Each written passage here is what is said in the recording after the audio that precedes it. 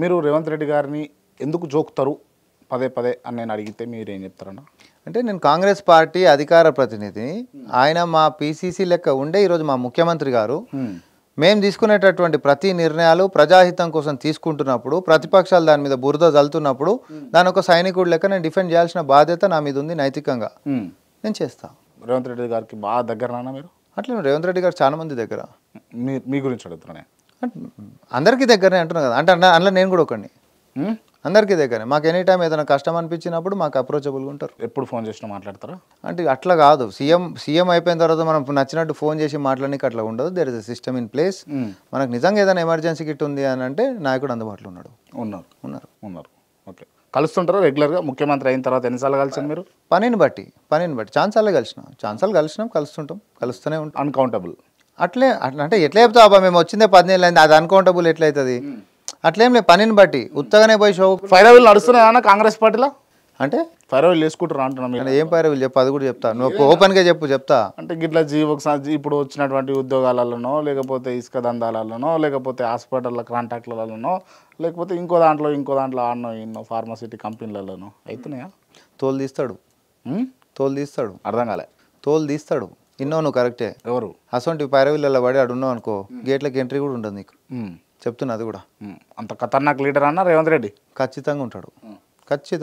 గేట్లకి entry కూడా ఉండదు నీకు. నువ్వు అట్లా బాగా, ఎందుకంటే పిల్లలకు అన్యాయం చేసే పని. ఎక్కడైతే బీఆర్ఎస్ గవర్నమెంట్లో ఉన్నప్పుడు ఎమ్మెల్యేలు ఇసుక దందాలు చేస్తూ ఉన్నారు అని అన్నారో ఆడ ఇసుక అట్లనే రవాణా జరుగుతూనే ఉంది.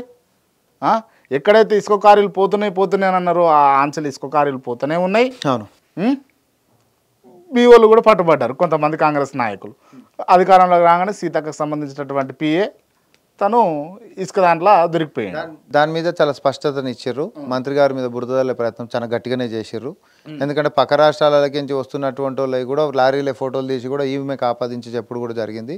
ఇదే TSMIDC Telangana state mineral development కార్పొరేషన్కి సంబంధించినటువంటి దాంట్లో గతంలో జియో ట్యాగులు ఏవి లేకుండానే అడ్డగోలుగా ఆన్లైన్ సిస్టమ్ ఏది లేకుండానే దొబ్బి తిన్నటువంటిది వాస్తవం ఉండే. రేవంత్ రెడ్డి గారు వచ్చిన తర్వాత నీకు గుర్తుందా, ఇసుక మీద ముఖ్యమంత్రి గారు చాలాసార్లు రివ్యూ చేశారు.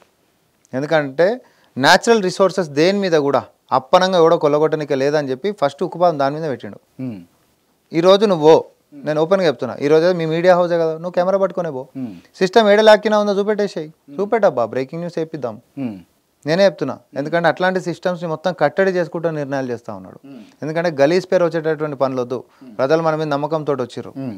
సో గలీజ్ పేర్లతో వద్దు, చేసుకోండి. నీ కష్టం నువ్వు చేసుకో. ఏమన్నా పోయి ఒక 4 రూపాయలు కావాలనుకో, నీ వ్యాపారానికి అడ్డమేముంది? సపోజ్ రియల్ ఎస్టేట్ చేస్తున్నావు అనుకో, ఒకడు భూమి కొనుక్కుంటున్నా ఇంకొకటి అమ్ముకుంటున్నా అనుకో, దానికి ఓడడ్డం.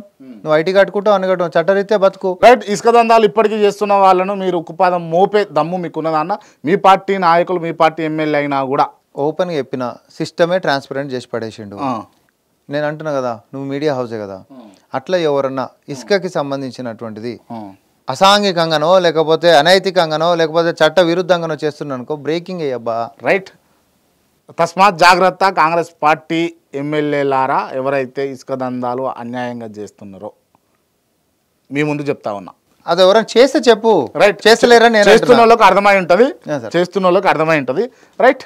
ఇంకో విషయం ఏంటి అని అంటే, మీరు కాంగ్రెస్ పార్టీ మీ కార్పొరేటర్గా మీరు నిలబడండి అని చెప్పినా కూడా మీరు దాన్ని వినియోగించుకోకుండా ఓడిపోయారు.